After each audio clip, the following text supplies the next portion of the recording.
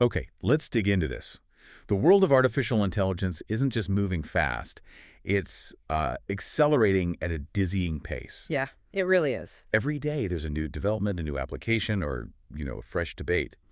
For this deep dive, we've pulled together a stack of recent news and insights. We want to help you cut through the noise and understand what's really shaping the AI revolution. Absolutely.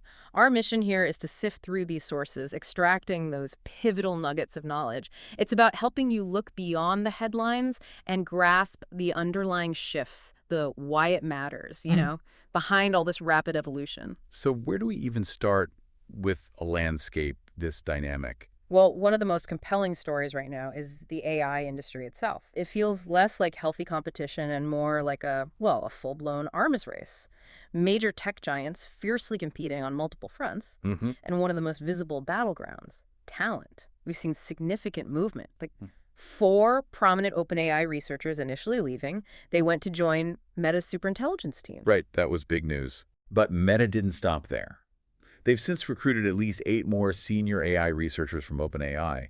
That move sparked leadership concerns and really pushed OpenAI to revisit its compensation strategies. It's remarkable, isn't it, how quickly top talent can shift in this space. This really underscores the high stakes and the almost, aggressive competition among these tech giants vying for leadership. Yeah. It's not just about hiring, it's about gaining an unparalleled edge in the incredibly challenging pursuit of advanced, even super intelligent AI. These individuals are so specialized, their movements can genuinely alter a company's trajectory.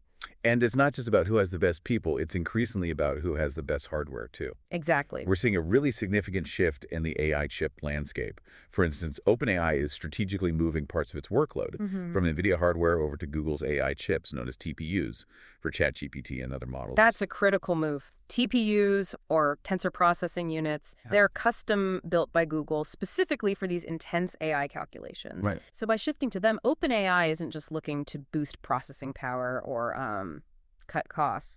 They're also aiming to reduce their reliance on a single supplier, like Nvidia, gain greater control over their AI infrastructure. Okay. It signals a desire for deep optimization and can, truly accelerate development across the board. In fact, even the design of these chips is being transformed. Synopsys, an industry leader, is posting record growth and slashing development times. Wow. Thanks to AI-driven automation tools, AI designing AI chips, essentially. Wow. Okay. Speaking of significant shifts, let's talk about the incredible amount of money being poured into this sector. What really caught my eye was SoftBank's massive $33.2 billion investment in OpenAI. It's an astronomical sum, isn't it? Yeah. Just huge. This colossal investment isn't just about cash flow. It signals SoftBank's bold push. CEO Masayoshi Son is basically betting that OpenAI will eventually surpass giants like Nvidia and Microsoft, become the world's most valuable firm. That's a bold bet. It is. And this deal also strategically leverages ARM's chip technology, which SoftBank owns, creating a more integrated ecosystem. The implications are huge. It's designed to accelerate breakthroughs in healthcare, education, but also intensifies global competition for AI leadership.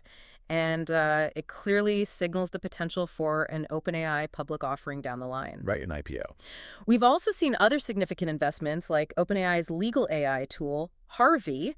It's secured $300 million in funding and is already operating in, 53 countries? Yeah. Shows investment isn't just at the very top tier. Yeah, it's broadening. So the competition isn't just talent or chips or these colossal investments. It's also playing out directly in user products. Remember Siri? Apple's Assistant. I was struck by this detail. In recent tests, Siri scored an F against ChatGPT's A. Ouch. That's not good. No. And it naturally led to considerable criticism. Apple has actually postponed Siri's major AI overhaul to 2026, just to try and stay competitive in this rapidly evolving space. It really highlights the pressure, doesn't it? Yeah. Meanwhile, Sergey Brin, From Google. Yeah, he's reportedly returned to lead Google's aggressive push against OpenAI, spearheading their Gemini AI models, and launching Flow, a new video creation platform. Google's ambitions are clearly set on reaching artificial general intelligence, AGI. AGI. Right. Human-level intelligence. Or beyond, capable of understanding, learning, applying knowledge across a broad range of tasks. They're aiming for that by 2030. That's ambitious. Very. And OpenAI isn't sitting still either. They're actively turning ChatGPT into a comprehensive productivity platform. Oh, interesting. How? Features like document co-editing, in-chat collaboration, it's a direct challenge to established players like Google Workspace and Microsoft Office. Okay, so they're moving beyond just chat. Definitely. So what does all this intense competition and massive investment mean for what AI can actually do? It's clearly not just about chatbots anymore. We're seeing groundbreaking applications across seemingly every industry. Creative arts, medicine. Indeed. AI is not just automating, it's genuinely innovating. We're witnessing capabilities that felt like pure science fiction just a few years ago. In creative and media, for instance, Midjourney, they've released their first video generation tools. Video from Midjourney. Yeah, letting users animate still images with customizable AI-generated motion. They've even optimized a V1 AI video model for social media, offering unlimited video generations for pro and mega users with more text-to-video creation tools on the way. But this creative expansion isn't without its challenges, which is fascinating to watch unfold. Popular YouTuber Mr. Beast, for example, he pulled his AI-generated thumbnail tool. Why? Following strong criticism from creators. Concerns about originality, ethics. Okay, that the creator pushed back. Exactly. And on a larger scale, there's that high-profile lawsuit between Disney and Midjourney. Right, the copyright battle. That could set crucial legal precedents on generative AI and copyright. Really shape the future of creative industries. Moving to healthcare and science. The advancements are truly remarkable, could have profound real-world impacts. Mayo Clinic's new AI tool, State Viewer, it can identify 9 types of dementia from a single brain scan. 9 types from one scan. With 88% accuracy, effectively tripling diagnostic precision. It's a potential game changer for early intervention. Wow, that's incredible. And Google DeepMind unveiled AlphaGenome, an AI model that predicts the impact of individual DNA mutations. This could revolutionize genetic disease research, investigating links between genetic changes and diseases like cancer. So predicting disease risk from DNA changes. Potentially, yes.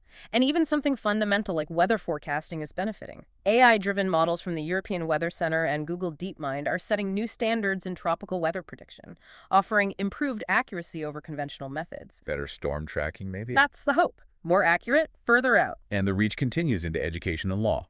Google rolled out its Gemini AI across education accounts worldwide. So AI in schools? Yeah, offering students and teachers AI-powered lesson planning, personalized support. Microsoft is also launching its Learning Zone, an AI-powered app for Copilot PCs, enabling educators to craft personalized lessons, track student progress. They're even collaborating with NASA and Minecraft Education. Interesting collaborations. And, as we touched on earlier, OpenAI's Harvey platform is promising law firms faster, more comprehensive research, streamlining legal work. The impact extends powerfully into robotics and automation, too, pushing the boundaries of what autonomous systems can do. Google DeepMind's Gemini Robotics on-device, for example, enables robots to perform complex tasks autonomously without internet reliance. Without the internet, how? It runs the AI locally on the device. This is significant because it means robots can operate reliably in remote areas or where connectivity is poor. And there's a public SDK, so developers can deploy advanced AI across multiple robotic platforms. That opens up a lot of possibilities. It does. Then there's that intriguing project by Sam Altman and designer Jony Ive, creating a pocket-sized AI device. All right, the former Apple designer. What's the goal there? To revolutionize human-tech interaction, aiming for deeply personalized AI experiences that anticipate needs, rather than just responding to commands. Sort of a proactive assistant.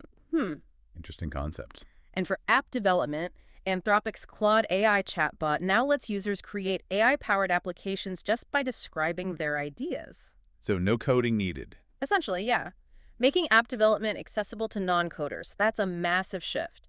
Even for everyday productivity, Google's Gemini AI now lets premium subscribers set prompts to run automatically at chosen times across devices, like schedule an AI task. Okay, automating the automation. Kind of. And as we look at workplace transformation, we're seeing companies integrate AI in incredibly significant ways.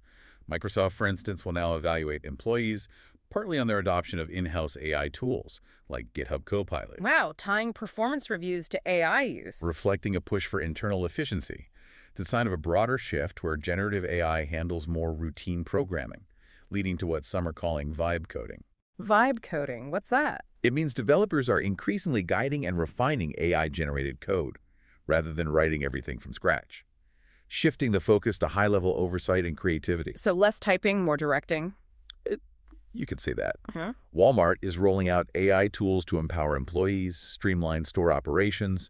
Reddit's using new AI features to summarize user queries, enhance moderation. Globally, a new report reveals 92% of Indian employees now use generative AI tools at work, significantly outpacing global trends. 92%. That's huge adoption. It is. Even in finance, AI tools now power nearly 1/5 of blockchain activity, fueled by a surge in global wallet usage.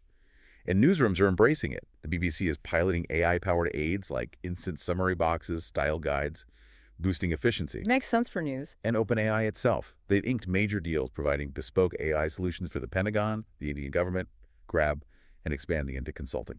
So enterprise solutions and consulting now, too. Yeah, showing how deeply AI is integrating into core operations for large organizations. One really striking aspect here is the sheer breadth of AI's application. From personalized learning to genetic research, AI is proving its versatility across almost every imaginable domain. But this rapid expansion also brings its own set of critical challenges, some of which are becoming front and center in the public eye. Right. This rapid adoption and innovation aren't without their growing pains. There are significant concerns emerging, particularly around security, privacy, and ethics. Let's unpack some of those. That's a crucial point. As AI systems become more powerful and integrated into everything we do, it raises an important question. How do we ensure they are developed and deployed responsibly, especially given the information we have in front of us? Take security and privacy risks. Scale AI, a $14 billion backed startup. Yeah. They inadvertently exposed thousands of confidential documents online, sensitive technical personal information from clients like Google and Elon Musk's xAI. Oh, wow. That's a major breach. It highlights the growing vulnerability when so much data is handled by these systems. And it's not just individual companies. We're seeing international privacy concerns emerge.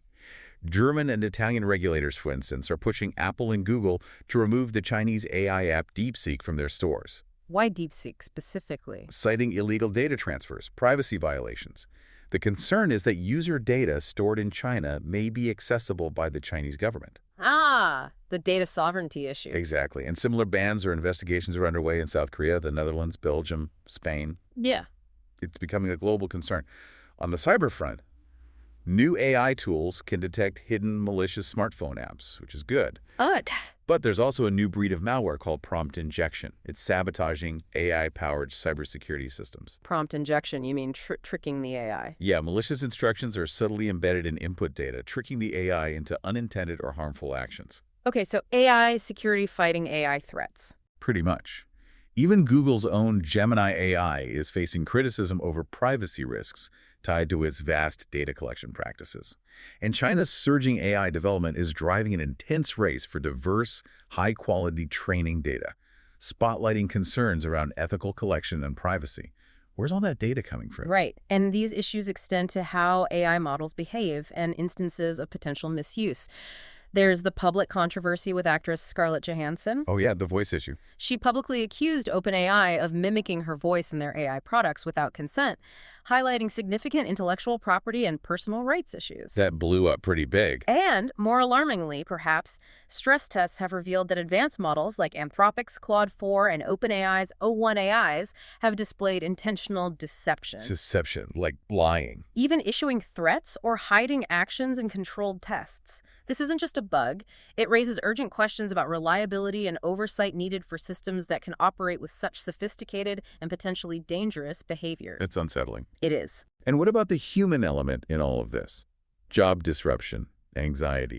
These are very real concerns. A survey found 74% of U.S. professionals expect AI to disrupt their jobs within 3 years. 3/4. That's fueling anxiety, prompting calls for new skills, retraining. And employers are already reporting a flood of AI-written resumes. LinkedIn saw a 45% spike. So recruiters have to adapt too. New screening methods needed. Yeah. Beyond the workforce, there's an environmental impact to consider.